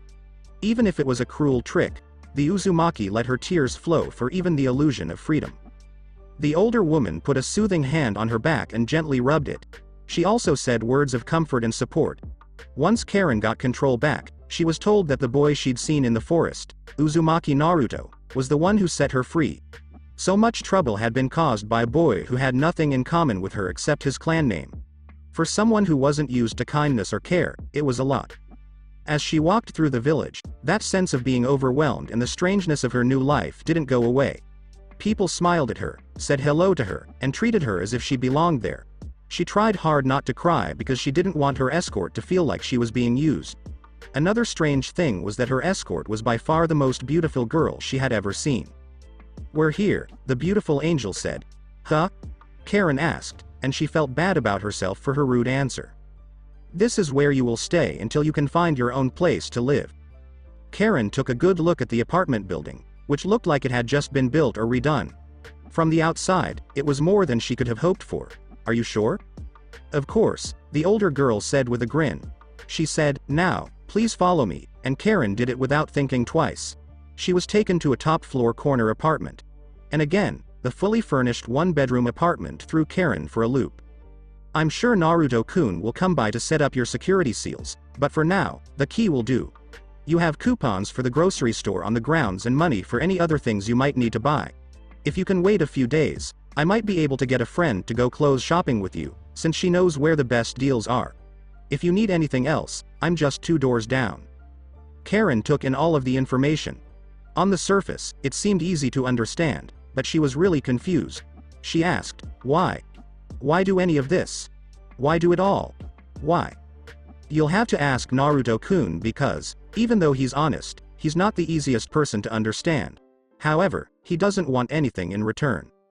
"No ninja is that kind," Karen said in response. She didn't mean to sound ungrateful, but this wasn't how the world worked. "A few months ago, I would have agreed, but then I was captured by the enemy on a mission that went wrong and held as a hostage so that my master couldn't finish his work. The person who captured me became my best friend and gave me a chance to live here just because I was his friend." "You don't mean you weren't born here?" "No, I wasn't. I don't know what you've been through, and I won't ask, but you can trust this," he said. Karen nodded and flopped onto her couch. It was hers, blue, and comfortable. The older girl let herself out because she knew it would take time to get used to being treated so differently. Yugao Izuki, who was known as Anbu Neko by both his friends and his enemies, was having a great day. Hayate had one of those rare good mornings, and he felt good enough to actually make her breakfast. Then, when she went to work, she got to train with Naruto-kun by showing him some of the basic things that Anbu recruits have to do. She thought he did well, but she wouldn't say there was no bias. She even made him keep the kusanagi and taught him some basic katas so he could use a jien. Even her unit seemed to like him. Boar gave him some tips on how to improve his fire jutsu and walked him through the nature change exercises. Bear fought with him for a while and showed him how to use his natural strength better in his blows without losing speed. Even Tenzo took him off to teach him a secret skill. It was great, and even though she didn't think the commander's crazy plan would work, it wouldn't be because she didn't try. And what's best? When she wasn't working, he agreed to call her Yugo-ne. Oh, she was going to have fun rubbing that in Kakashi's face. So, as she led the 2 loyal Sannin to Naruto's temporary room, she didn't think anything could ruin her mood. This belief should have been a sign that something was wrong, but Yugo was too optimistic. She was happy to connect with the person who should have been her little brother, and she was happy to pay Kushina-sama's time and effort forward. When she opened the door, everything stopped. At first, she couldn't believe what she saw. It just didn't work, because the vision was so far-fetched. The wolf whistle from Jiraiya brought her back to the real world. One Naruto writing something down while sitting on his bed. It was all right. The 3 clones standing around the shirtless Anbu agent were not fine. In her sudden desire for blood, she couldn't even remember the agent's code name. Antelope? Gazelle? Dead whore? That one was it. Her hand was on the handle of her sword in a flash. She asked, "What are you doing, agent?" As she saw her fellow Anbu go pale. "Good. Fear makes the kill more real and satisfying." Naruto said, "I finished Hitaki-sensei's training, and I think I figured out the hidden lesson, too," as if that made sense. Then Neko thought of the shirt she took away from her former captain because he was an idiot and gave a 12-year-old a bra. Next, she planned to kill him. Nearly giving in to her bloodlust, she barely noticed when the real Naruto walked up to Tsunade and gave her his notes. The Sannin quickly looked it over. She didn't like what she saw. but it was written in her contract that she could only attack Root Anbu when she was very angry. She wanted to tell the student off. She didn't teach him how to use medicine to scam on chicks, but she quickly realized that he wouldn't even know what it meant to scam on chicks. Also, she had to admit that he was onto something with this first report. Damn genius pervert. Look, Naruto, I'll let you run with this under Shizune's supervision, but no more half-dressed Anbu in your room. Tsunade took a moment to remember who she was talking to when she looked into those unnaturally blue eyes. And no Anbu fully naked in your room, too. Get it? Yes, sensei, Naruto answered. Tsunade yelled at the agent, and you, hurry up. She looked like she was only 16, but at that age, she should have known better. Agent grabbed her shirt and ran away quickly, but Neko hissed at her as she went by, making her aware of the threat. Yugo thought the trouble was over when the harlot and the clones were gone and the clones were destroyed, but Jiraiya's entrance into the room showed him otherwise. He picked up Naruto without warning and slammed his fist on top of his head. What the hell were you thinking going after Orochimaru by yourself? Asked Sasuke. Naruto didn't say anything back, but he wasn't going to let what he saw as an unprovoked attack happen without a fight. He shot at Jiraiya as fast as he could. The Sannin didn't move because he thought the boy was going to try to tackle him. Naruto climbed up the Sannin using the surface sticking technique and landed on Jiraiya's back. Naruto put his godfather in a chokehold and squeezed as hard as he could as soon as he could. Yugo tried to stop the fight, but Tsunade stopped her and gave her a head shake. The Anbu was confused, but Tsunade said, "They need this, and the idiot won't go overboard." Yugo wasn't completely convinced, but he didn't say anything. Jiraiya hadn't done anything about the choke, but he could tell that his godson was applying a good squeeze and had a fair amount of natural strength. Still, he was nowhere near as strong as Jiraiya, and it didn't take much for the Toad Sage to get Naruto off of him. He hit him hard enough on his bed to undo the sheets. Jiraiya then wrapped Naruto in the sheets and swung him around his head several times before hitting the Uzumaki again. Jiraiya never expected the immediate response to his childish attack.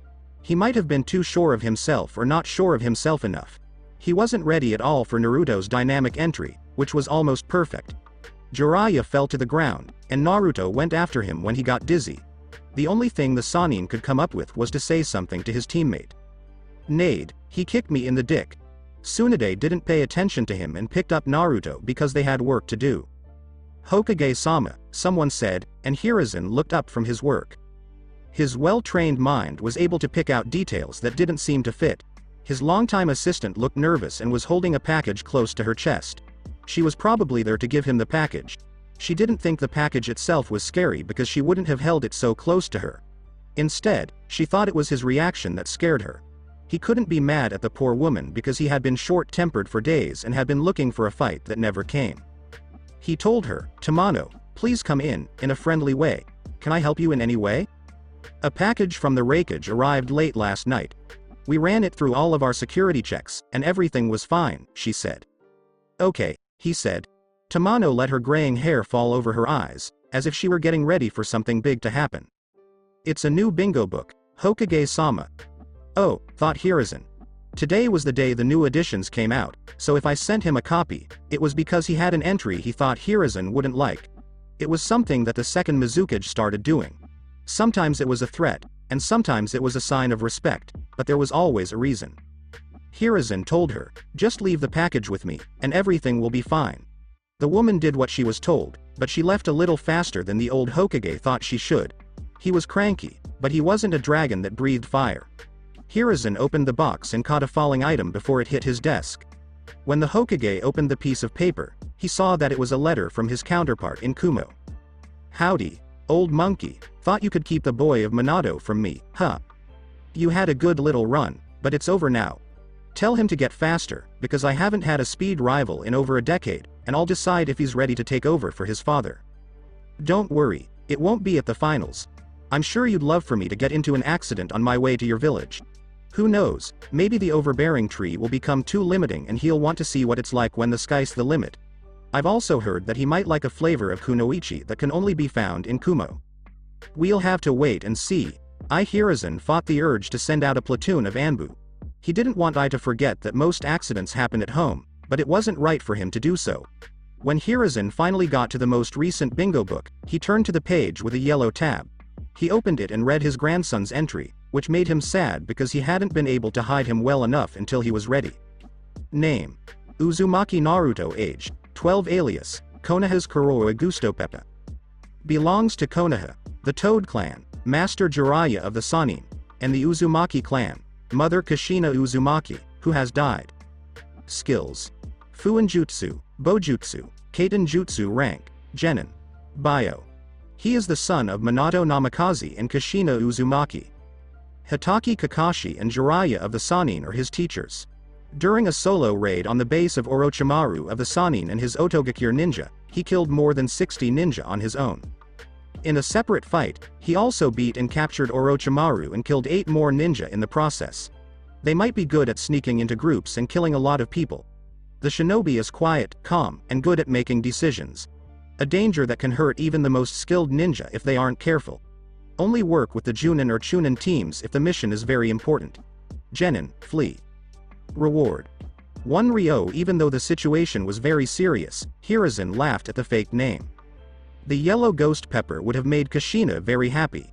He could picture the animated woman bragging about it to Bawako and him, and then Bawako and him having to spend the next hour trying to talk her out of killing Ai. When he thought about his wife and Kushina, it hurt his chest. On what they didn't have and who took it away from them.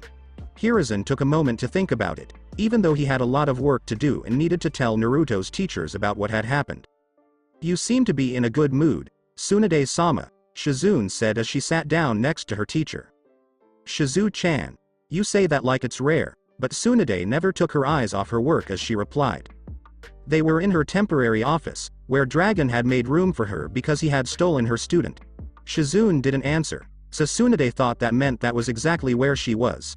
She couldn't say it wasn't true, so she didn't get upset. Well, it's nice to cut again, and it's nice to be practicing medicine again.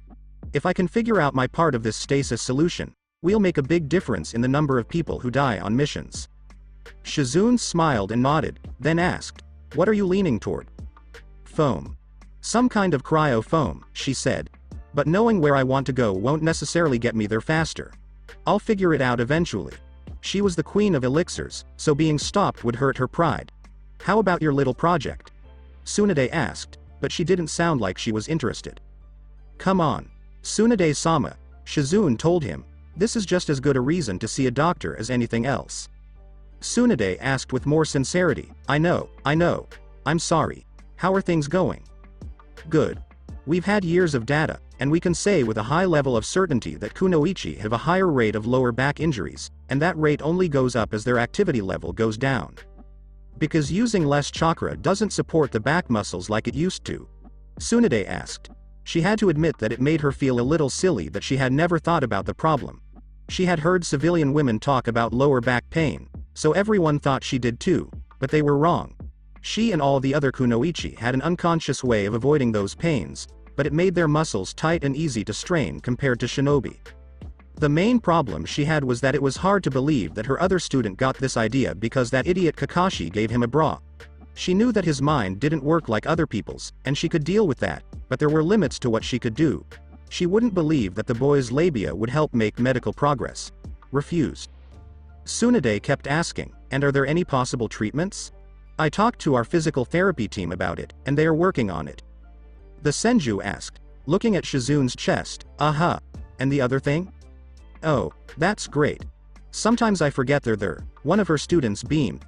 Naruto hadn't invented anything new, but he did come up with a clever idea when he made a seal that could match the force that the breasts put out in each cup and turn it in a different direction. I still don't see why you had to be the test subject, Tsunade said. Because you and Neko-san scared away most of the female Anbu when Naruto-kun just wanted to help, she said. Uh-huh, said the blonde nurse, but she didn't think that was the only reason. The newest addition to the bingo book had an effect on the whole village. 3 men were excited to finally keep a promise they'd made over 10 years ago. 2 kunoichi from outside of Japan complained about how happy the Raikage was to show how much he liked the Yondaime Hokage and how happy he was to make fun of the Sandaime Hokage. 1 Chunin instructor was afraid the Anbu would grab him at any moment, so he jumped at every shadow. None of that had reached Naruto yet, because Kakashi had asked the new Chunin to meet him at Team 7's training grounds through Pakun.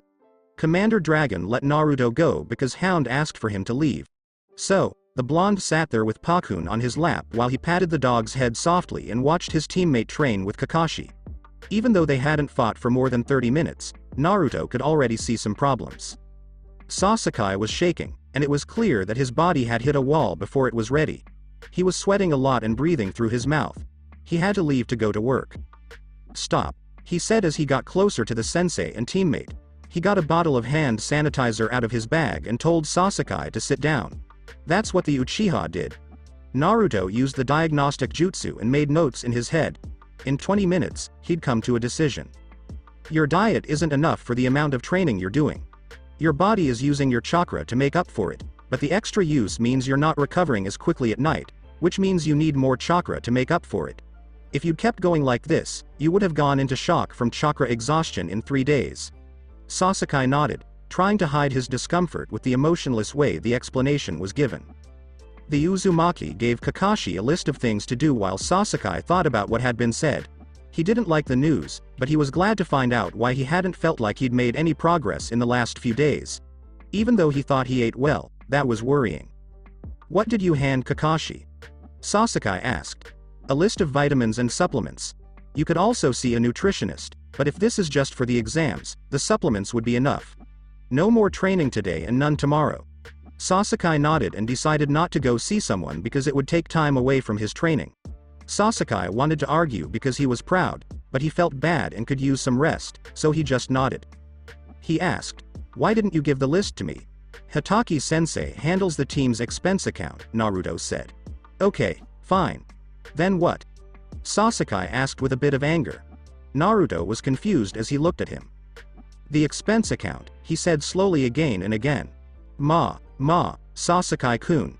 In many cases, bribery is more effective than violence, but it wouldn't be fair for ninja to lose money while helping the village, so we get paid back for that and other expenses.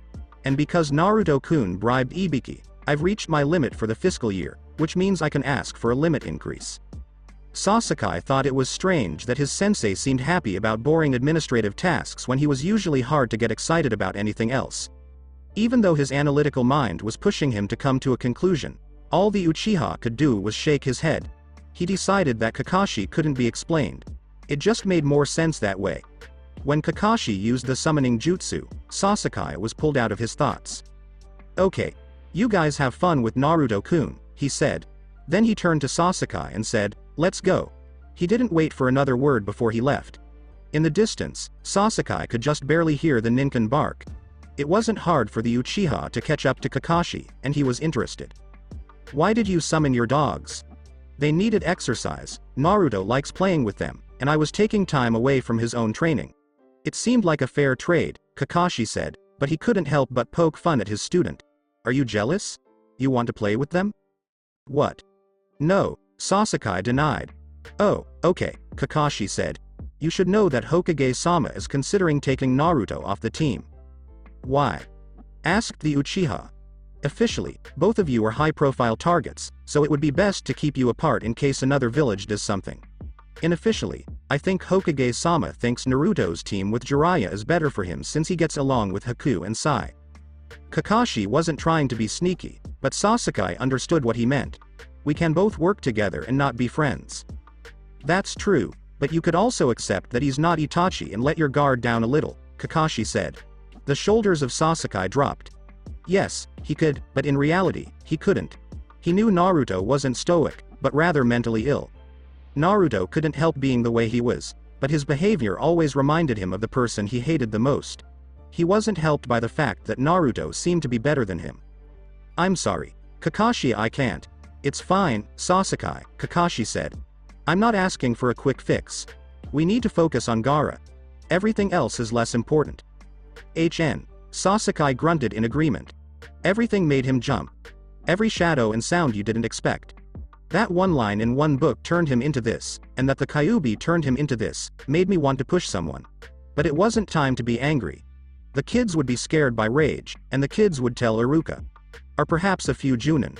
Or, please, Sage, the Anbu. He didn't understand why he even got the new bingo book. Even though it was making a big deal at the check-in desk, he was used to ignoring the weak-minded people in this village. But things were different today. He did something and learned. In black print, it says that Kumo sent it in and that the Raikage approved it. The demon who looked like Uzumaki Naruto looked back at him. He was judged by those dead eyes just like the little jerk did in real life. Mizuki didn't like it. The judgment. Not good. The animal. Not good. This village let the beast decide what to do with him. How? He thought to himself. How did the Kyuubi find a way to catch Orochimaru? How long did it take for the man to give him up? Mizuki didn't know, but she was very excited to find out. He had to run away and get as far away from the land of fire as he could. He was sure that his life as he knew it was over. Even though he was scared, not even that could stop him from being himself. Mizuki was a man with a lot of small and big grudges. He was angry that he could never be more than a Chunin teacher. He didn't like that the Hokage didn't trust him. He didn't like that he had to depend on Orochimaru to get stronger and get noticed. The Sandaime is the only reason a Nuke Nin is free. A bad idea was taking root in that anger. He was done with life. He lived. What few friends he had and what few relationships he had would end. He would have to stay on the run and avoid cutthroats until the end of his life. He knew his life was going to be terrible, but he couldn't imagine giving up. Mizuki thought that having a bad life was better than not having one at all, but that didn't mean he couldn't find some happiness. Okay, everyone, go practice shooting, Iruka told them. The kids put their stuff away and ran to the door.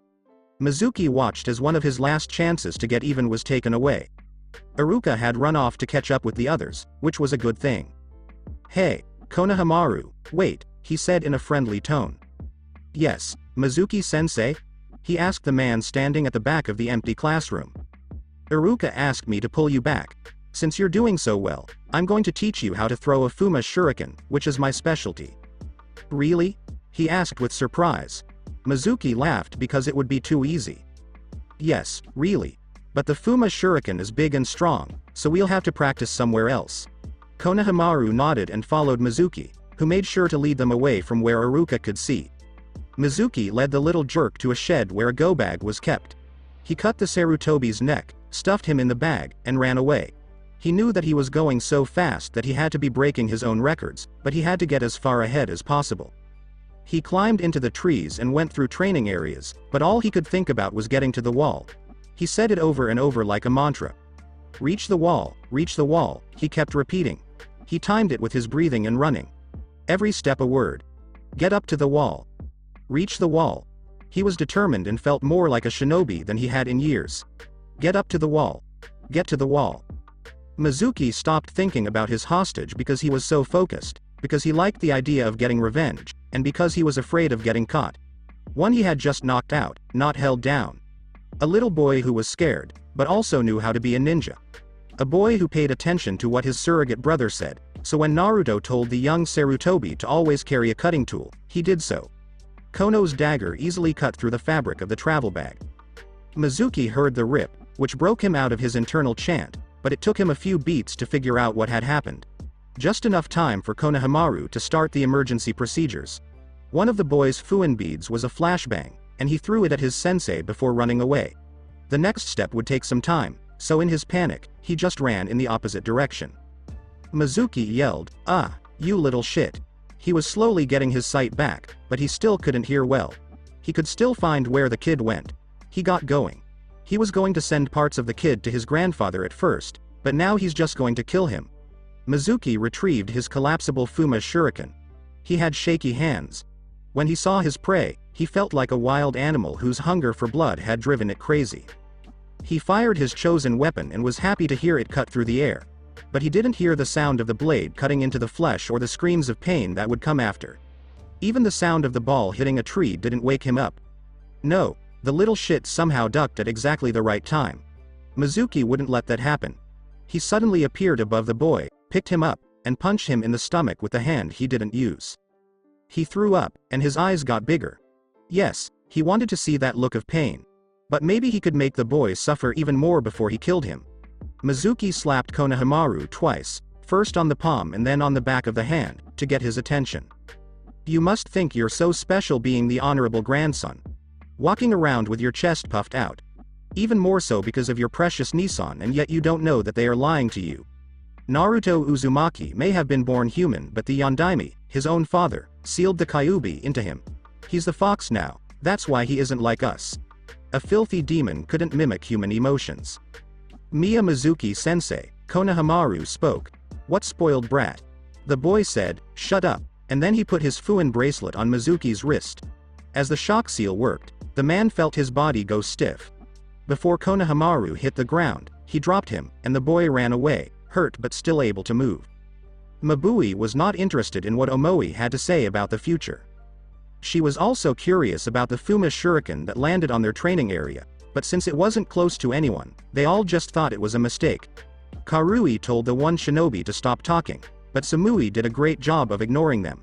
Mabui didn't blame Karui, but Omoi could be annoying because of his irrational fears. The smart thing to do was to wait for the owner to show up, stay calm, and not make up stories about someone being kidnapped and making a quick getaway. Until she saw a small boy running toward her with a bloody nose and swollen cheeks, as if he were being chased by death itself. She stood up and slowly moved toward him. He looked scared, but he didn't seem to notice that they were foreign ninja, which would have made things worse. She asked, what happened? But no one told her. As soon as the boy heard the man behind him get off the plane, he moved behind her. He was so scared that he couldn't do much more than shiver. Oh, it looks like you found my lost student, the man said, but he wasn't being honest. She could see the anger in his eyes that he was trying to hide. No teacher should be that upset with a kid. Mabui asked, don't you seem a little strange for a student at the academy? Oh, this one likes to skip class and watch ninjas to learn cool moves. It's my job to get him back to class, so if you could, please do. Come on, Konohamaru, we've wasted enough time, and any more delays will make your punishment worse. Mabui could feel the boy's hand on the back of her shirt. Things didn't make sense, and she could see that her team had come to the same conclusion. It wasn't hard to figure out that the Fuma shuriken was his and that he had missed the child. As a moral person, she couldn't let him take the child back, but if Kumo hurt another Konoha ninja outside of the exams, it would hurt her village and its relationship with Konoha in a way that couldn't be fixed. But, once again, Mabui's internal discussions were cut short when another party showed up. This one, on the other hand, didn't want to talk. She saw the glint of a blade before she could fully see the newcomer, and she wasn't sure who it was until that person kicked the falling man in the throat. Then she heard and saw the dogs circling the much bigger attacker and his much smaller victim. Even with his orange hood up, she could still tell it was Naruto Uzumaki because of his blonde hair.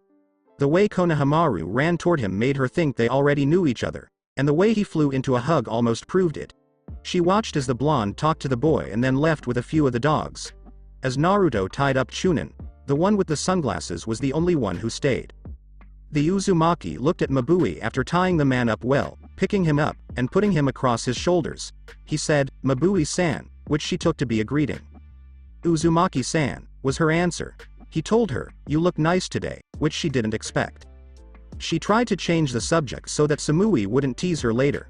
Thank you, but this is just what I always wear to work. Oh, he said after a short pause, then you must look good every day.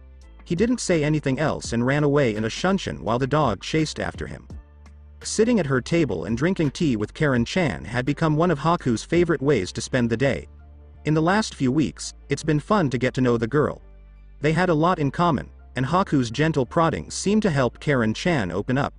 She thought the girl was a little too obsessed with Naruto, but she couldn't say for sure because of how much she loved Zabuza-sama. It was nice to make a new friend and have someone praise Chappie-kun, who worked hard and deserved the praise. They were surprised when there was a loud knock on her door, because she hadn't been expecting anyone. She was even more confused by the fact that Konohamaru was there with 3 of Kakashi's summons, but the fact that he was hurt made up for it. Bull, the largest dog, told her what happened, but as she led Konohamaru to her couch, she could tell there was more. The boy hadn't said much more than a simple, hello, and he wouldn't even look at the Yuki. She asked, Kono-kun, what's wrong? She could tell he was torn and that he needed to talk about something. He gave Karen a quick glance. That's Karen Uzumaki. She's staying in Konoha for a while. Nichin has a clansman? He asked, truly surprised. Haku nodded. They met during the Chunin exams. If you're interested, she could tell you the story sometime. Sure, I would, Karen said. But why don't I give you 2 some time alone for now, she suggested. No, Nichin would say it's rude to make your guest leave because I'm there. Given the situation, Haku said, I think he'd understand. and it's fine if you don't feel like talking in front of Karen-chan. The answer is no, said Konohamaru by shaking his head. He looked down again and his body started to shake. I did everything wrong. I was so scared. I dropped Nichin's dagger and would have been killed if I hadn't tripped over a tree root. He wouldn't have been too scared to even think. I'm a coward, the boy yelled. Konohamaru, Haku said as she tilted his head up, being afraid doesn't make you a coward. And you're comparing who Naruto-kun is now to who you are now. Neither of us know how he'd have handled this. But what I do know is that Chunin tricked, betrayed and abducted you. His goal was to flee with you. Your goal was to escape. You're here, he's captured. That's a win. But I didn't do anything. You got away. You waited. I think Naruto-kun gave you a way to let him know if you were in trouble, so you called for help. You did everything you could, Kono-kun. Then why do I feel like I'm a failure? Because when someone makes you afraid, it can also make you feel weak and small. All the stories we know show courage as overcoming our fears, but I think survival takes a different kind of strength.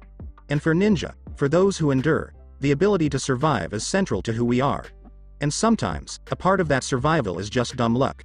We can't control luck, but that's partly why we train. Being faster, stronger, and smarter doesn't guarantee you'll win, but it does increase your chances. However, you should never think you have a 100% chance of winning. Chunin did, and now he's been beaten by an academy student. Nichin, his goal was to take you away. Yours was to get away. Everything else matters, but in a fight between ninja, the one who gets their goal is the winner and the one who doesn't is the loser. This is your win, Konohamaru. Do you understand? The boy nodded and gave her a hesitant smile. She went to get her first aid kit, but when she came back, Chappie-kun was watching over the boy while he slept. I will continue the story in next part. Till then, we weeb offline.